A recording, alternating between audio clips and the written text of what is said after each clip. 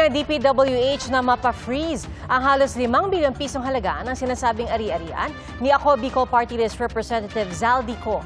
At kabilang dito ang mga helicopter na nakarehistro sa mga kumpanyang may kaugnayan umano sa kongresista. Saksi, si Tina Panganiban Perez.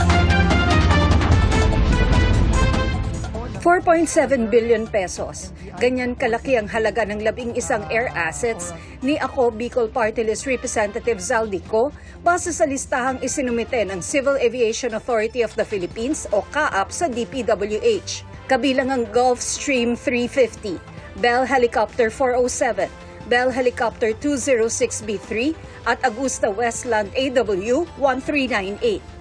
Nakarehistro raw ang mga ito sa Misibis Aviation and Development Corporation, High Tone Construction Development Corporation at QM Builder. Mga kumpanyang may kaugnayan kay Ko ayon sa DPWH. Ang High Tone at ang QM Builders kasama sa 15 contractors na ayon sa Pangulo ay nakakuha ng 100 billion pesos na proyekto mula sa gobyerno. Hihingi ng DPWH sa Anti-Money Laundering Council na ipa-freeze ang mga pag-aaring ito ni Ko. Ito po ay isasubmit na rin natin sa AMLC, sa ICI at sa DOJ para tulungan natin ang investigasyon. Hindi pa rin malinaw sa ngayon kung nasaan nga ba si Ko. Ayon kay Senate President Pro Tempore at Blue Ribbon Committee Chairperson Senator Ping Lacson, welcome si Ko sakaling gustuhin itong humarap sa pagdinig ng Senate Blue Ribbon Committee.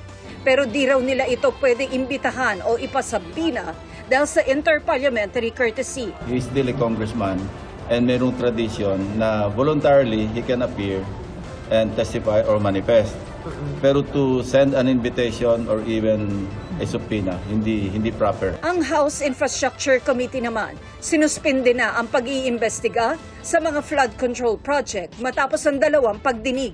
I think the chairs of the 3 committees had basically agreed na tumatakbo na po yung pong ICI. I think it is best to make a decision that we have to suspend and cooperate na lang po with the ICI. Para ipakita ang pakikipagtulungan ng Kamara sa Independent Commission for Infrastructure, itinurn over ni House Speaker Faustino Boji III sa ICI ang mga nakalap na nitong dokumento at ebidensya. Gayon din ang transcripts ng mga pagdinig ng Infracom. Para sa GMA Integrated News, ako si Tina Panganiban Perez, ang inyong saksi. Mga kapuso, maging una sa saksi. Mag-subscribe sa GMA Integrated News sa YouTube para sa iba't ibang balita.